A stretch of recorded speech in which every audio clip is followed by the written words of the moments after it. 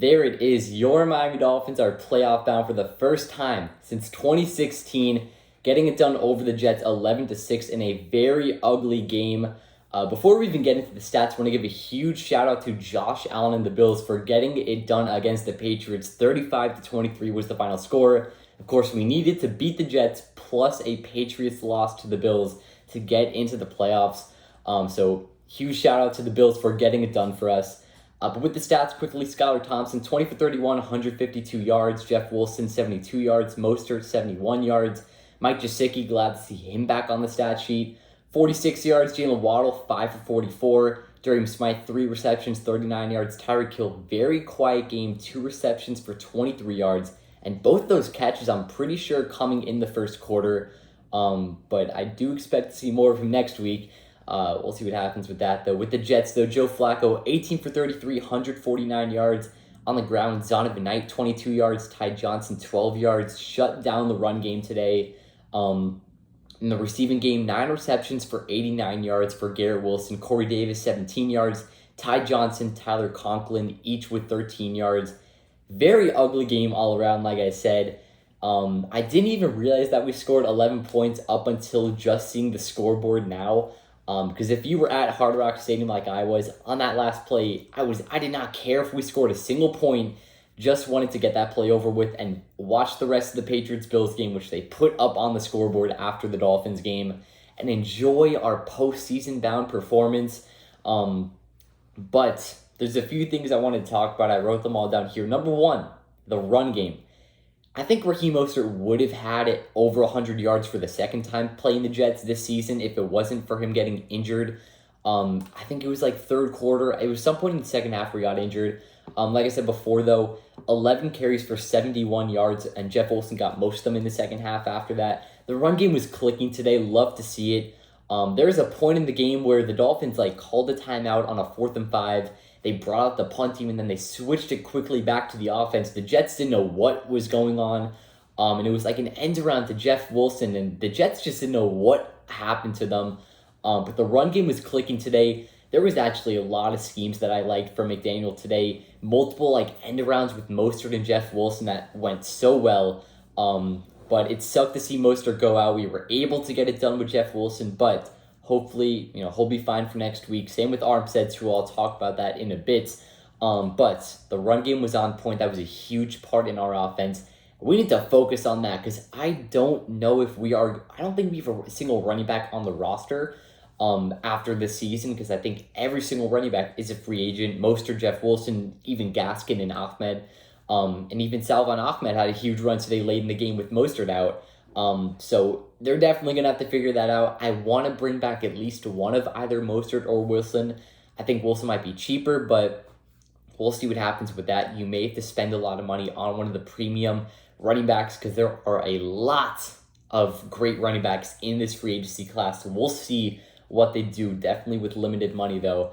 Number two, I want to give credit to Mike McDaniel's challenge. He was 0 for 5 this year before this game. And I'm pretty sure that he was 0 for 6 after the first challenge that he made. Maybe that was 0 for 5. I'm not too sure. But bottom line is that he had his first successful challenge as a head coach and maybe the most important play of the season. Late in, I'm not sure what drive it was. I think it was the last offensive drive that the Jets had.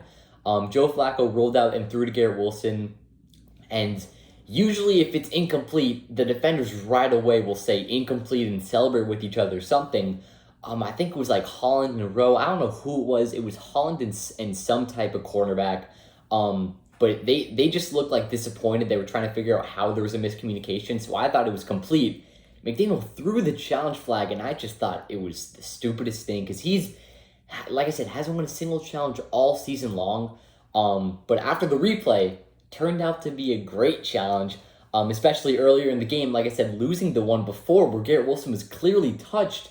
I don't know if there's a specific person who watches the replay and tells him that he should be challenging. If there is, then he's definitely not going to be the same guy doing it next year. He should be fired this season immediately.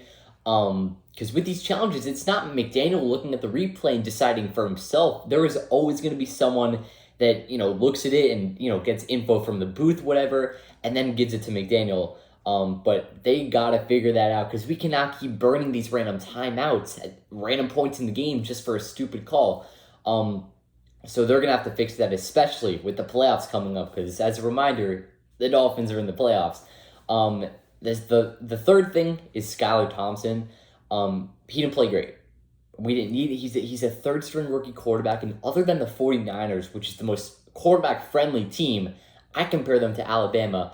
Best defense in the league, you Christian McCaffrey. Brandon, I'm not going to go rant about the Niners, but, just forget about Brock Purdy. There's no other third-string quarterback that has to play in Week 18 in a win-and-you're-in game or lose and you're out. So Skylar Thompson stepped up, and he did well. 20-31, 152, like I said, 0 interceptions, 0 touchdowns, not a single touchdown scored today. But the bottom line is he had no turnovers, and he's clearly not ready.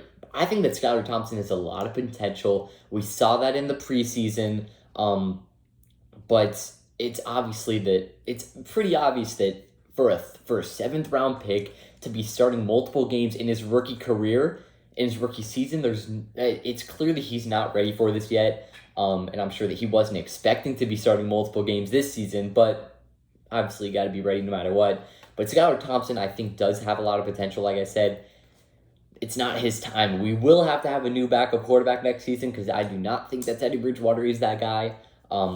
But especially for the playoffs, I don't know what the quarterback case is going to be. We'll probably find out more tomorrow about that, but we'll see what happens. Skylar Thompson, he played good enough. The defense stepped up, which is what I'm going to talk about now.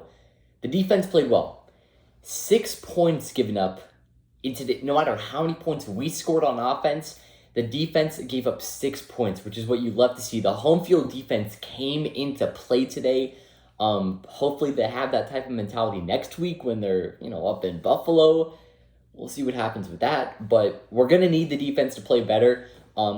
Josh Boyer did have a good game. There was multiple plays where maybe he blitzed when he shouldn't have, but overall, it was fine. One thing, though, there's 2 things I want to say about the defense. Number 1 is the tackling. Garrett Wilson on one play split between 3 defenders and then proceeded to split between 2 more after that before tripping himself. If not, he would have been gone for an 80-yard touchdown. They got to fix that type of stuff. Garrett Wilson he's flourishing into a stud in his rookie season. He was the first receiver taken or second, whatever. But Xavier Howard, your Pro Bowl cornerback, maybe he should or shouldn't be. I'm not even going to go there. He shouldn't be. But you're a Pro Bowl cornerback. People refer to you as the top 5, top 10 cornerback at the very least. You should be able to have a rookie wide receiver. I'm not saying limit him to 0 catches, but he should not be the leading receiver.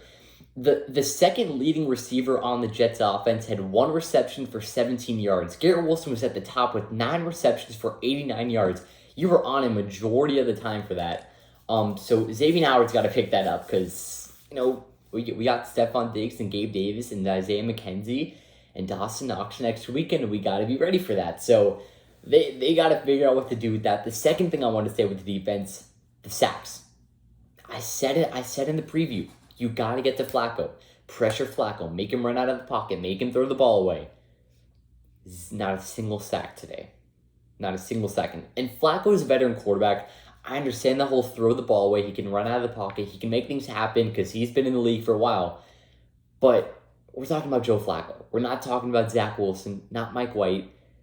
We're talking about Joe Flacco. He ran out of the pocket, sure, maybe 2-3 times. But he should have been being pressured every single play. And he was making some highlight plays happen for this Jets offense that definitely should not have been generated. Having 0 sacks on Joe Flacco is not what you want to see going into a game against Josh Allen next weekend. So that's also another thing they have to work about. But, bottom line is that the defense did give up only 6 points. So that is something that you're proud of regardless. Number 5, Jason Sanders. Listen, the Dolphins are in a tough spot with Jason Sanders. I know that there's a lot of other things you got to worry about with, the limited money and the draft capital, all that stuff. But Jason Sanders, before this game, you were thinking he is not going to be on the roster this season. I'm going to go through the type of field goals that he hit today.